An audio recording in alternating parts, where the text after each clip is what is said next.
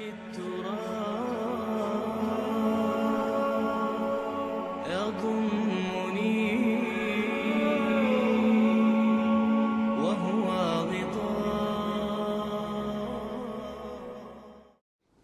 مرکوز کیجئے اپنی توجہ کو، تو جو حقائق سامنے آتے ہیں، وقت کم ہو رہا ہے تو میں جلدی ذرا کروں گا۔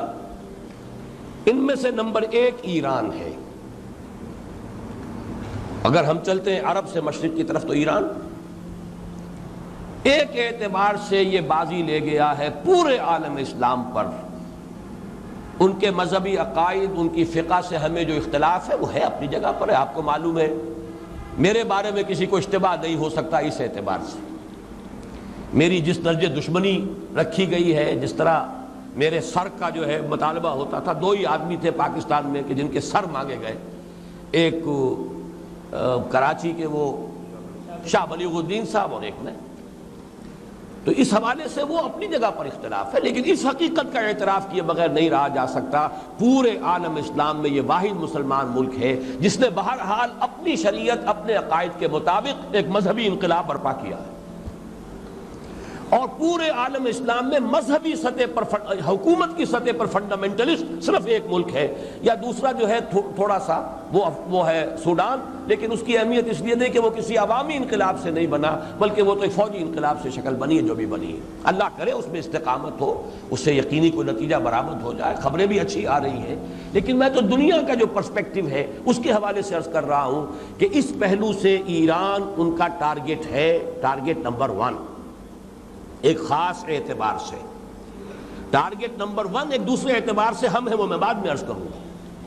چونکہ حکومت کی سطح پر فنڈامنٹلزم ہے، اور وہ آیا ہے ایک عوامی انقلاب کے نتیجے میں، پھر ان کے پاس تیل کی دولت ہے، اس کے خلاف اکنامک سینکشنز بھی ہو جائیں تو اگر لیبیا کھڑا ہو سکتا ہے تو بہرحال وہ بھی کھڑا ہو سکتا ہے، اور نقشہ وہ دنیا کو دکھا چکا ہے کہ لڑا دے ممولے کو شہباز سے، یہ نقشہ بھی اس نے دکھا دیا ہے۔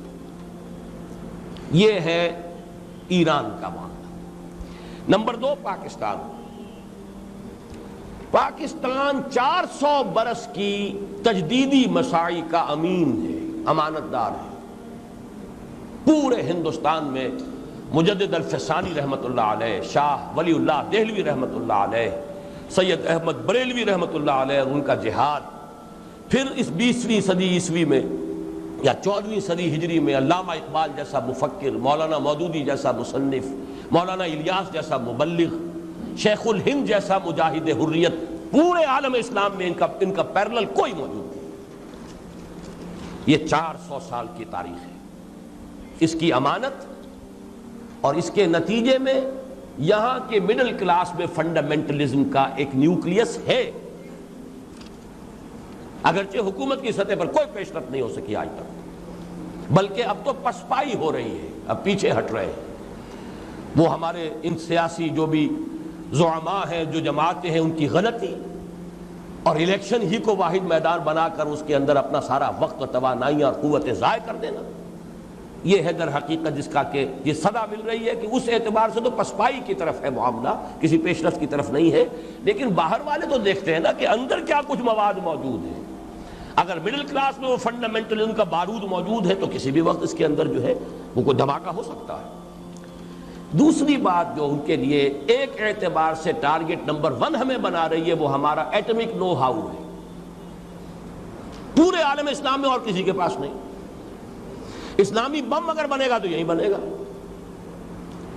یہ ہے مختلف اسباب جس کے بنا پر ایران اور پاکستان کو آپ بریکٹ کر لیجئے، یہ اس نیو ورلڈ آرڈر یا آج کی میری گفتگو کے حوالے سے یہودی اور عیسائی گٹھ جوڑ کا جو ٹارگٹ نمبر 1 ہے، ایک اعتبار سے ایران ہے، ایک اعتبار سے پاکستان۔